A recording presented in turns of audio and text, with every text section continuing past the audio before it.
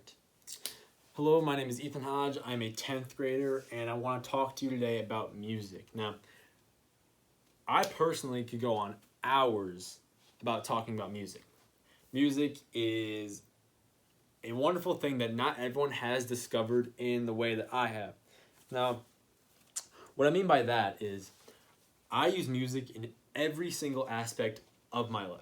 I mean, literally anything you can name, I can have a song for that, I can have a category for that, and it really helps me. Now, I did some research and I found that a chemical called dopamine is released when you hear something you like.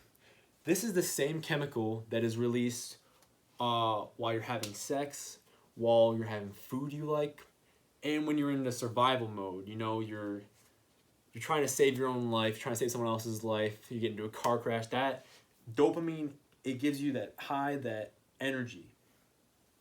Now, my main point that I want to get to in this is I think music is a way better alternative to getting a high than like drugs and alcohol and food.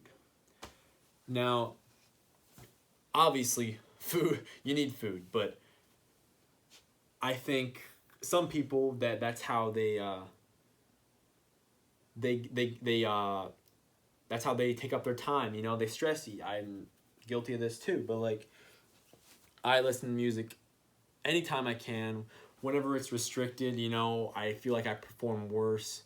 Whether it's sports, school, I mean, you name it. I think I could have music that could increase the potential of what I'm doing. Now, change the slide here. Good music is better than coffee. Now, you can interpret this quote however you want. It's not really a quote. I just found it online. But I take that as what I was trying to say, that you should replace music with the things that really aren't good for you. Drugs, alcohol, and various foods that you like. If you like the food, it's probably not good for you. Maybe some fruits and vegetables. Besides the point. So,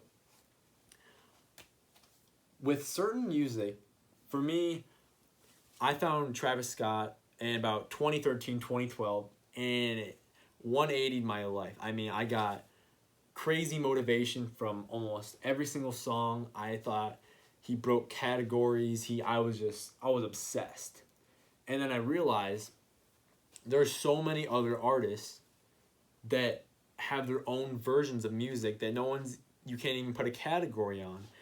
And that's the kind of thing why I love music. I mean, it's not just because I get a dopamine high when I'm listening to music here. It's discovering new music and listening to it, and it motivates me. And I think it can motivate a lot of other people. They're just not aware of it. I think a lot of people haven't found that category, that artist, that song that can really motivate them into performing way better on anything. I mean, at the gym, you get the right song going, you can do 20 more reps of whatever you do at the gym. I mean, you can go 4 more laps. And I also read online that when you have when you have dopamine release while you're working out, your body thinks it's using less energy than it actually is. Which means that's how you do more reps, because you think you did 10, you think you did 5. It has a lot of benefits that people don't know about, that they just kind of go on with their day. Like I always have music playing. I don't need it, but like it helps me. I mean, any situation you can think of, I mean, I have a song for it. This is a picture of Travis Scott at the Fillmore. I think this was 2014, something like that. And I was at this concert. I was in the pit. I'm not in this picture. It's a really nice picture. But the reason I bring up this picture is I looked up into the top row. There is a railing. Might be able to see it. Yeah, there's a railing here. And I saw 3 dads, or three middle-aged men in suits, and they totally just got off work. You know, they're totally working, and they're doing their dad thing. You know, they're recording like this. You know, and they were really into the music, and it looked like they wanted to show people that they were at this concert, and they were total outcasts in a good way.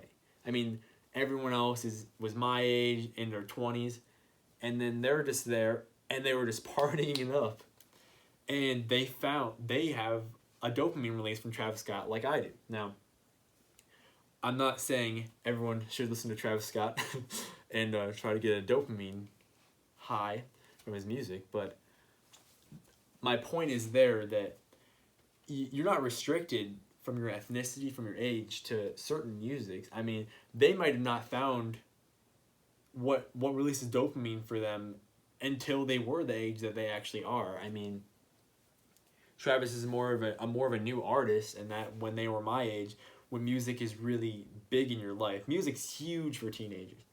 I mean, that's the big buyers is teenagers for music. That's what music appeals to usually. Obviously, music appeals to all ages, but the biggest group is teenagers of the 20s. I mean, that's music festivals, anything you think of. Here's a picture of Bohemian Rhapsody. This is at Live Aid. Now, the reason I incorporated this is I was watching this movie with my dad like 4 days ago. We're a little bit late. I saw it before him, but I wanted to show him because I thought he'd really like it, and he did. Now, we got to this scene, and it was at Live Aid, one of the biggest concerts of all time, millions of people, over 1 billion watching, and we're watching it, and we get to the scene, and he goes, I just got goosebumps from watching that. And the way I saw that is, I don't think he ever went to a Queen concert. I don't ever think he's seen something that big, and especially with like music. Like, there's football games, there's this, that, but this was music. This was a whole festival for music, for something else I forgot. But my point is he got a dopamine release just from watching a music performance that was staged. This isn't the real picture. This is from the movie, but in the movie they put millions of people in the crowd and they redid what Live Aid was. I mean, they almost did it like scene for scene, and he said he got goosebumps, and I'm like, if you can get goosebumps just from watching music live, like what's gonna happen if he was there? I just think it can change people's lives from the high they would get, as I said before, as opposed to drugs and alcohol. I mean, I think that's a major key that people are missing in their lives is the right music for them. Everyone has a different genre for them. Every single person. Some people like the same song, but not every single person likes the same things. Not a single one of my friends likes the same music I do. We like the same songs, we like some of the same artists, but no one likes every single song that I like. Like I said, I have 2-3 million songs in my playlist, and there's no way everyone likes, or someone likes every single song I have on there. You know, it's person by person, and I think my main point here is you really do want to find that genre, that song, that artist for you, because I think it can be very beneficial and it will turn your life around. I turned my life around. I think I'm motivated more every day than I was before by 90%, just from finding the right music, finding different genres, and this really says it all. You can't overdose on music. I literally listen to it all the time. I mean, I have countless hours on Spotify and YouTube. I love music videos. I love everything around music because I get a dopamine release. You know, I mean, I get a high that's natural and it feels good. Basically, that wraps up my TED Talk. Hope you liked it, Hogan and Redmond. Maybe this will get top 5. I don't know. But I do have a TED Talk shirt. That might give me extra points. I don't know. Let's get a close-up on that. It's from Oakland University. I was a chauffeur for that TED Talk.